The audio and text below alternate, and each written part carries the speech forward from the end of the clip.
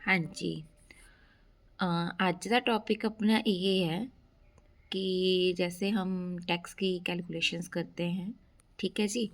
Tax हमारा calculate हो जाता है या हम टोटल इनकम जो भी अपने इनकम टैक्स एक्ट में हम 5 हेड्स में टोटल इनकम्स को कलेक्ट करते हैं। जैसे हमारे 5 हेड होते हैं कि income from a salary, income from a house property and as well as from a capital gain and after that income under the head from the other sources and business and professions.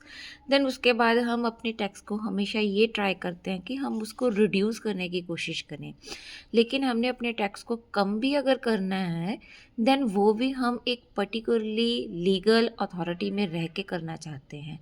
तो उसके लिए हमारा topic आता है जी deductions and collection of tax at a source. ये deductions जो हम करेंगे 80C से लेकर 80U वाले deduction, these are very important deductions जो कि हमारी बीकॉम के लिए एज वेल एज हमारी यूजीसी के टॉपिक के लिए बड़ा ही इम्पॉर्टेंट कंसेप्ट होता है।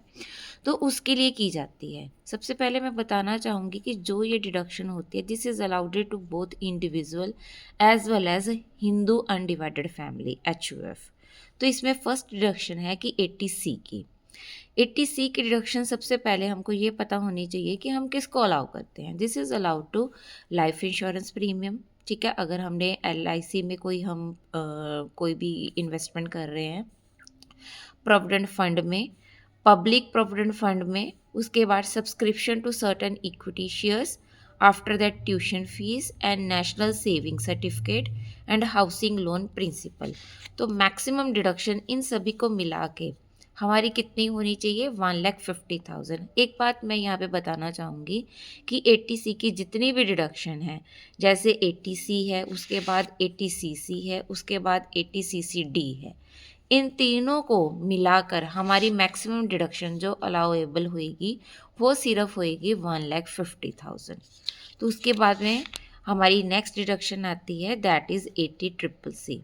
80CCC की डिडक्शन क्या है? जिसमें एनुटी प्लान ऑफ LIC और other insurance towards pension scheme, जैसे हमने LIC की स्कीम ले रखी है या कोई भी ऐसी इंश्योरेंस स्कीम ले रखी है तो उसकी भी डिडक्शन हमारी अलाउएबल होएगी। आफ्टर दैट 80CCD, इसमें भी पेंशन स्कीम है लेकिन सेंट्रल गवर्नमेंट के लिए, ठीक है।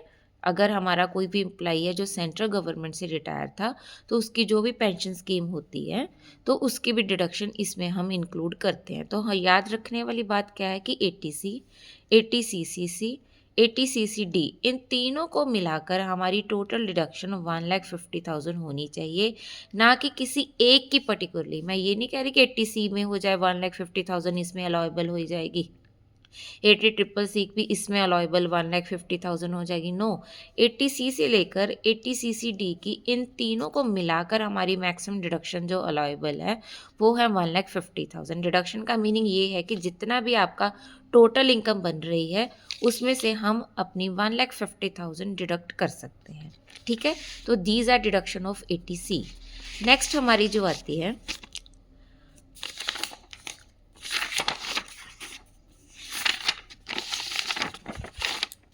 That is 80CCD1B, deduction towards payment made to a pension scheme. अब ये पेंशन स्कीम कौन सी होगी? Pension scheme of a central government, जिसमें हम एक्सक्लूड करेंगे अगर हमने ऊपर 80CCD में पहले ही 50,000 की अगर डिडक्शन ले ली तो इसमें हम अलाउएबल नहीं कर सकते।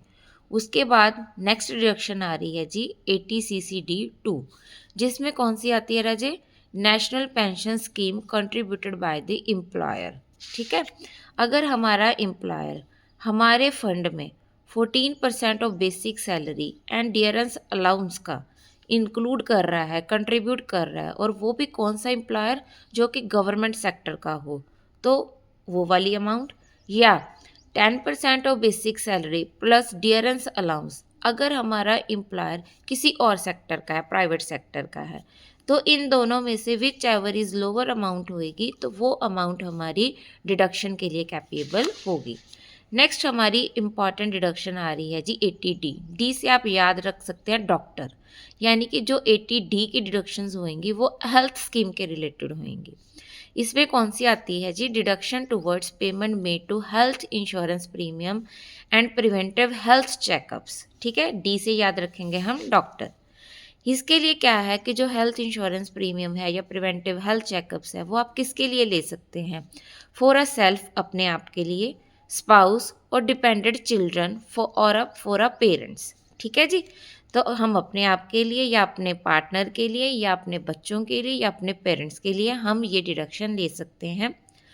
25,000 तो इंडिविजुअल को मिलेगी जो कि 60 के नीचे की एज का है या 60 की एज वाला है, लेकिन 75,000 हम इसमें डिडक्शन क्लेम कर सकते हैं अगर वो पर्सन सीनियर सिटीजन का हो, यानी कि 80 की एज का हो, 80 की एज का हो, सीनियर सिटीजन हम जिसको कंसीडर करते हैं अबव 60, देन वो कौन सी डिडक्शन ले सकता है, 75,000 and ₹5,000 for preventive health checkup including in the above limit, और इसी लिमिट में इंक्लूड करके 5,000 प्रिवेंटिव हेल्थ चेकअप का भी हम डिडक्शन इसमें कंसीडर कर सकते हैं।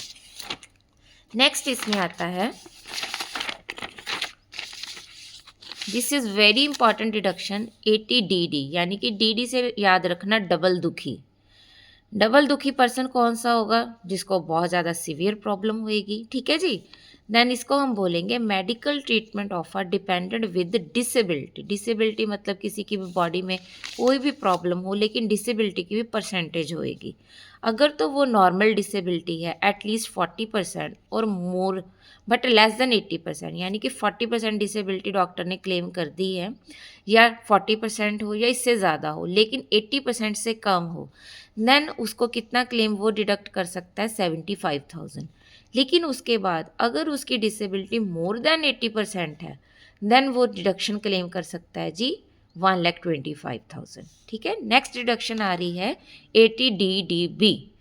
ये डिडक्शन का हेडिंग क्या है जी, deduction towards payment made towards medical treatment of self और dependent for a specified disease. किसी स्पेसिफाइड डिसीज़ के लिए, जैसे कैंसर हो गया, थैलेसीमिया हो गया, अगर ऐसी कोई प्रॉब्लम है देन डिडक्शन की लिमिट इसमें होएगी 40,000, वो भी 60 वाली एज के लिए, लेकिन अबव 60 है अगर वो पर्सन सीनियर सिटीजन है देन उसके लिए वो डिडक्शन क्लेम होएगी जी कि 1 लाख। नेक्स्ट आ रही है हमारी 80E। ई से आप याद रखना एडुकेशन, यानी कि एजुकेशन पर जो खर्चा किया गया हो। Deduction towards interest payment made on loan for a higher education of a self और रिलेटिव। ठीक है जी, इसमें कौन सी आएगी, total amount paid towards interest on loan taken. जैसे हमने एजुकेशन के लिए कोई भी लोन लिया हो, ठीक है, उसमें हम जो भी अमाउंट पे कर सकते हैं, जो भी हम इंटरेस्ट पे कर सकते हैं, वो सारी अमाउंट हमारी डिडक्शन के लिए कैपेबल होगी। नेक्स्ट है जी 80EE, interest paid on housing loan. देखो याद रखना 80E एजुकेशन से रिलेटेड करती है, लेकिन जब डबल ई आ जाए देन वो हाउसिंग लोन के लिए, तो इसमें अप टू हमारी 50,000 डिडक्शन है, लेकिन इसकी कोई स्पेसिफिक कंडीशंस होती हैं, एक या दो, वो थोड़ा बहुत याद रखना होता है कि क्या वो कंडीशन है। मैं बता देती हूँ आपको कि वो जो हाउसिंग लोन का हमने लिया हुआ लोन, तो विद इन अ 2 ईयर हमारी वो कंस्ट्रक्शन स्टार्ट हो जानी चाहिए। ठीक है जी, हमारी वो अमाउंट किसी ना किसी हाउसिंग लोन पे इन्वेस्ट हो जानी चाहिए, तो इसलिए हम उस पर 50,000 की डिडक्शन क्लेम कर सकते हैं। ठीक है राजे।